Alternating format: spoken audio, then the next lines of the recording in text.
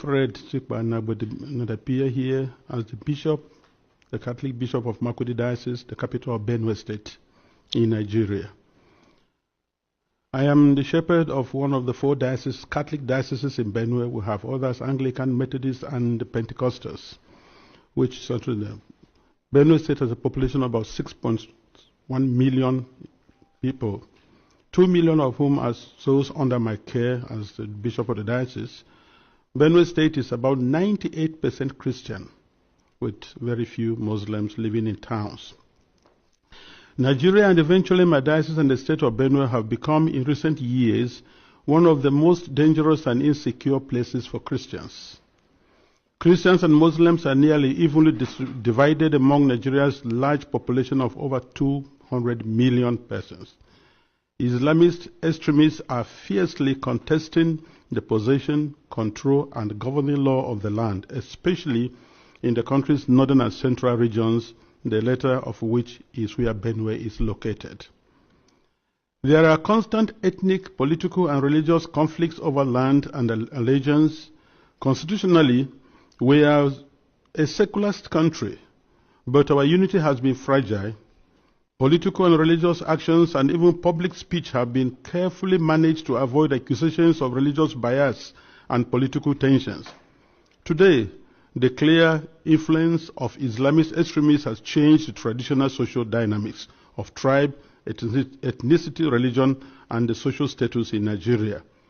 Because just recently, at the beginning of the Ramadan fast, 12 states in northern Nigeria have declared closed schools so that they attend to this. And you can imagine which other country in the world does that. Saudi Arabia is not doing it. Afghanistan is not doing it. Baghdad is not doing it, but then Nigeria is practicing. What kind of Islam are they practicing? 12 states, and not only Muslims are living in these places. What happens with the educational program or curriculum of the country? Well, this is what we are going through every day in Nigeria. A long-term Islamic agenda to homogenize the population has been implemented over several presidencies through a strategy to reduce and eventually eliminate the Christian identity of half of the population.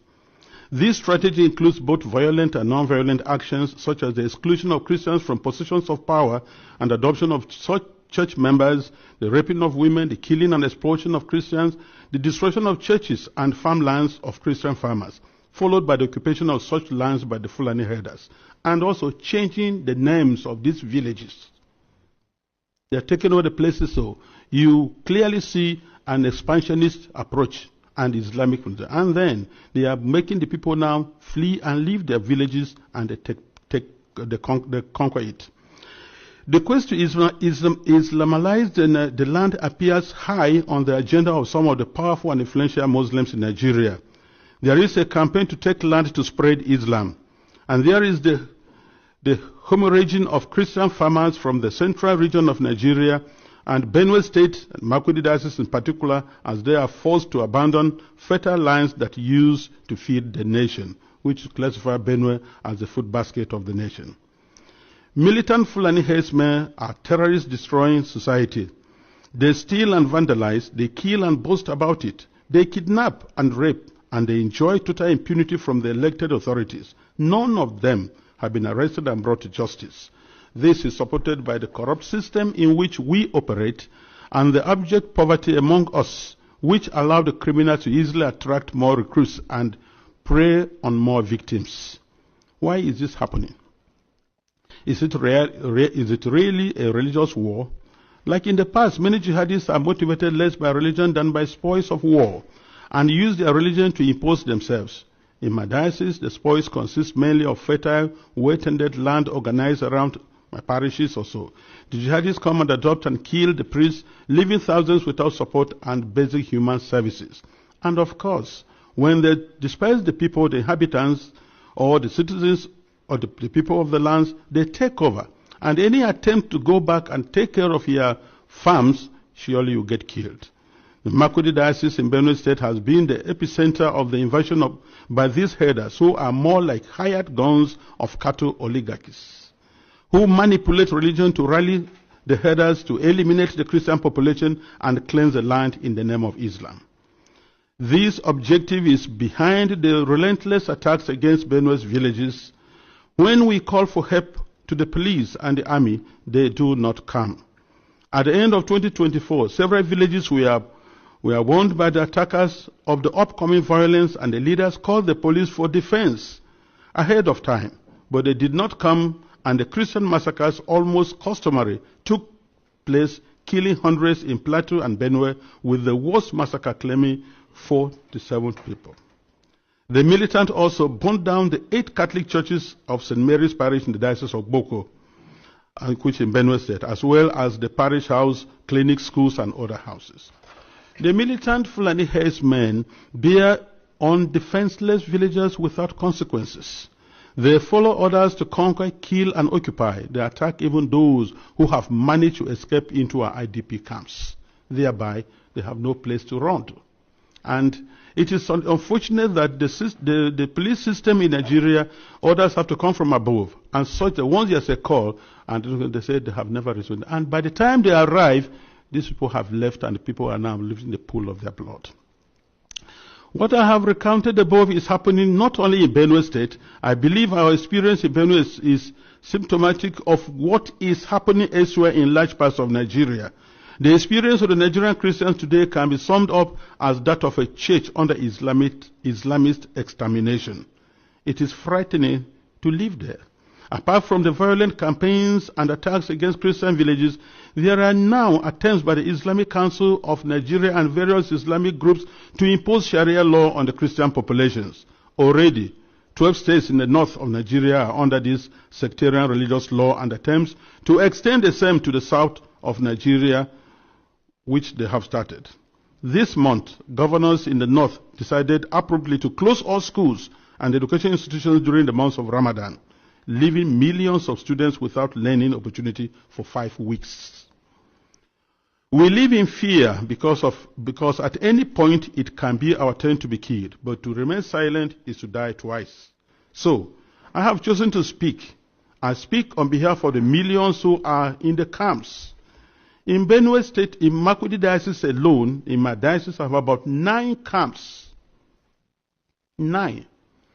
On the 5th of March, which was Ash Wednesday, we visited one of the camps, and many of my priests and religious went to the other camps, distributed them to begin the Ash Wednesday with our faithful who are there, because we are the voice of the voiceless. We have to talk for the defenseless. We have to talk about the weak and those who cannot talk about themselves.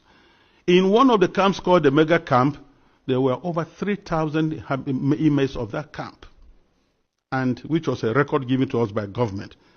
I speak on behalf of them and those children who have no husband, who have no father, and even their own voices taken away by the politicians who promised to help them, but have become the willing tools of the jihadists because they are talking politically correct statements, looking for next elections to come. I speak on behalf of those whose loved ones have been killed, but no one has even offered a word of consolation to them. I speak on behalf of the thousands of young girls who have been adopted and raped because no one, not even the media, mentions them anymore. Foremost, I speak on behalf of my flock who are unable to worship freely and unable to return to their ancestral farms and homes because that land has been ruthlessly taken from them by the armed herdsmen. And where they say they want to live in peace with the natives, if you must farm, you have to pay tax to hire the land which belongs to you. That is slavery, to say the least about it. As prosperous Nigeria is in African continent, and I tell you, if there's outbreak of war in Nigeria, no country around us, Chad, Niger, Ghana, Guinea, Togo, no country can contain the population that will flee to these places. No country can be able to house over 5 million refugees. It's not possible because of that. And if 1 million refugees run to Chad and Niger, they'll collapse that country because there'll be no plan to take care of them. So we have to be very careful. Today, I urge you all to use every means within your mandate to start developing a strong and good relationship with Nigeria, where you know that when you speak of human dignity, You are also speaking of the same God-given right you believe is unalienable. Consider that Nigeria can be your ally, but it cannot be one where half the population is in the process of being murderously eliminated. Work with us, the churches, and other Nigerians of goodwill.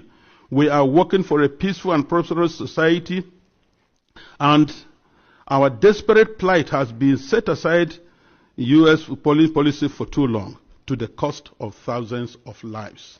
Concretely, I request and I plead, I ask you to redesignate Nigeria as a country of particular concern. This has both a practical and diplomatic meaning to signal that you are paying attention to what happens to us and elsewhere in the world.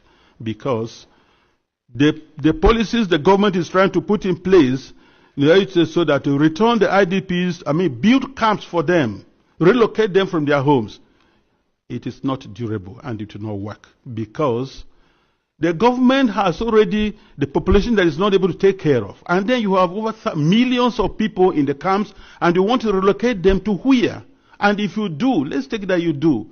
How many houses or rooms will you give me who has 5 children, another one has 3, another one has 2? And what will I be doing for a living?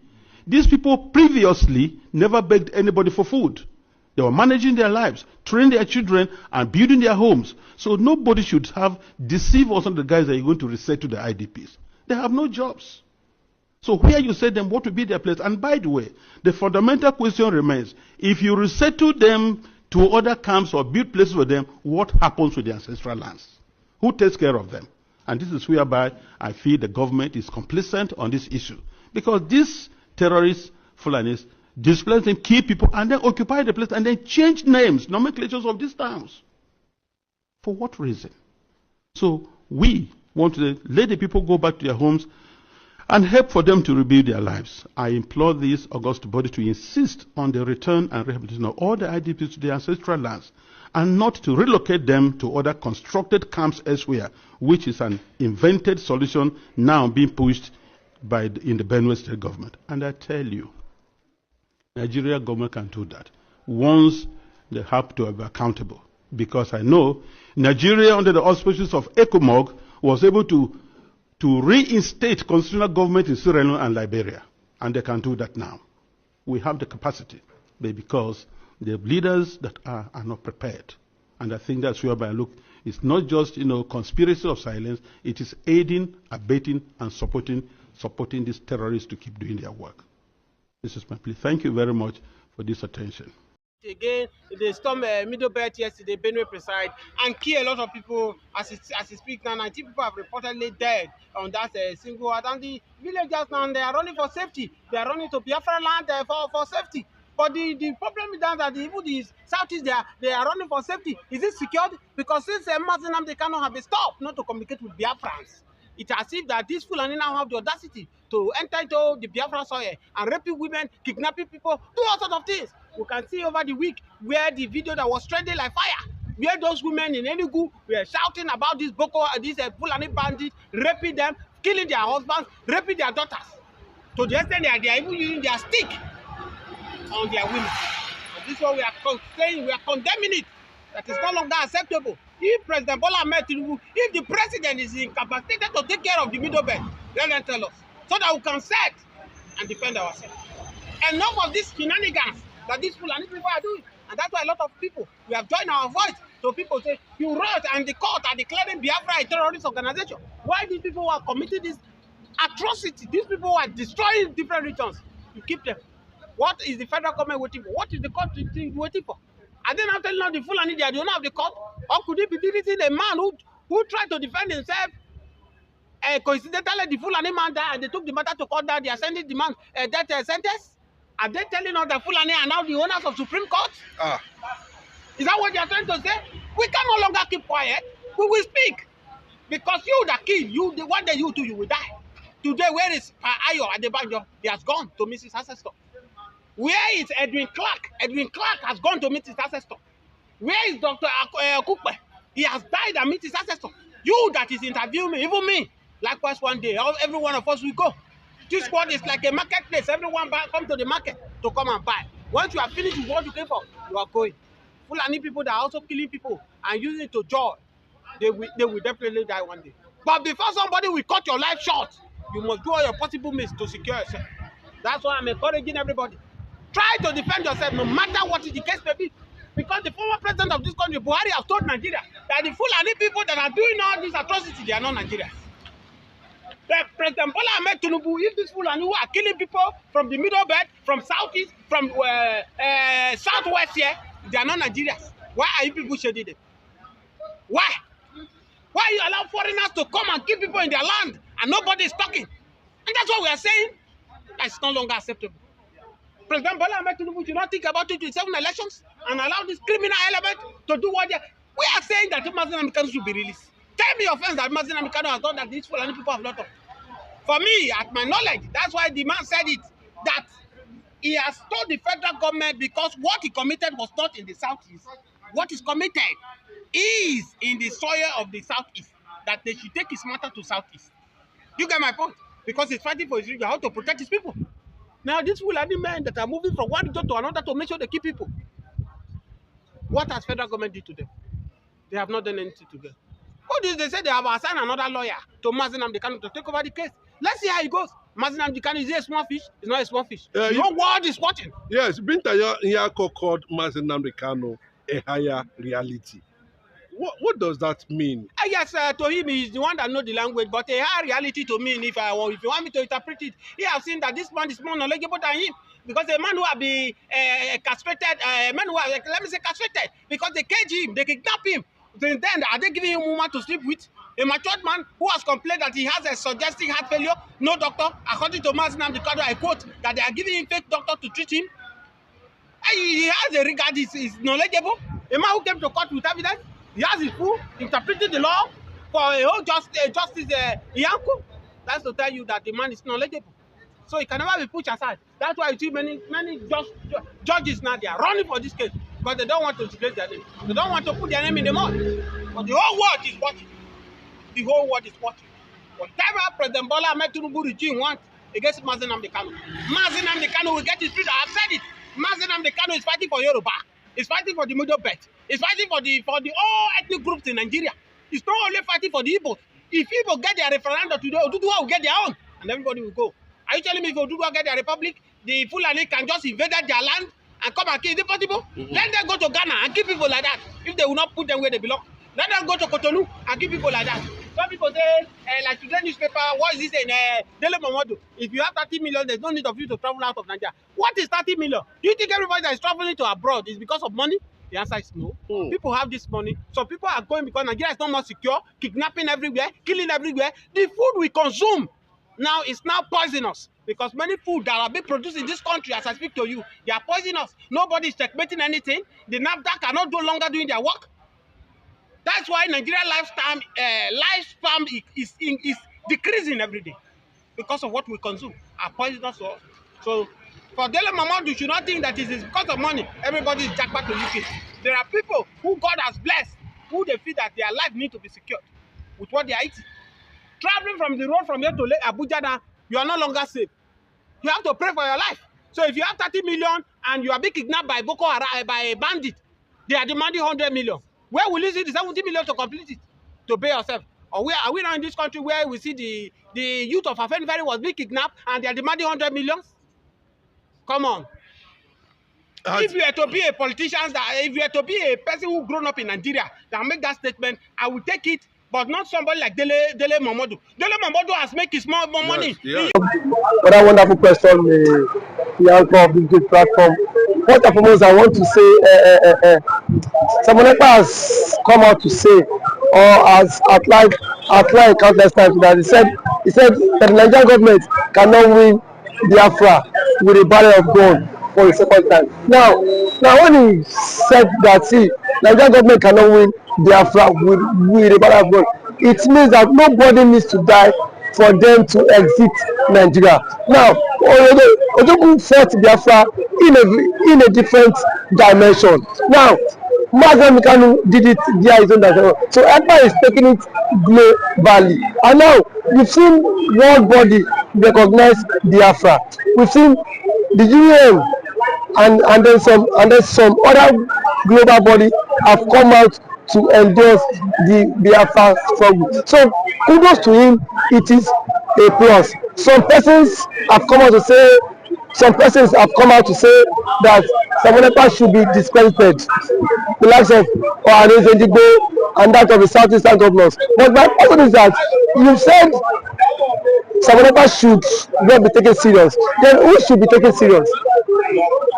The government who is not willing to protect our people? Is it the people who have refused to speak up when the Igbo man has been marginalized in the country? Is it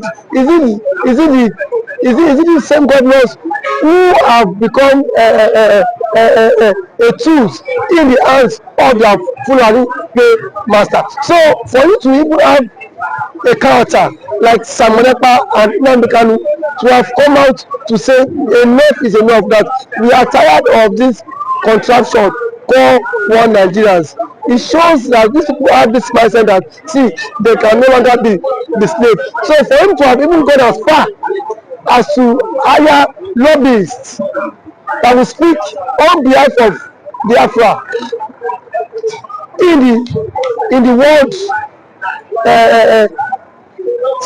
in the UN summit, to me it's a plus, and that alone, the voice of Biafra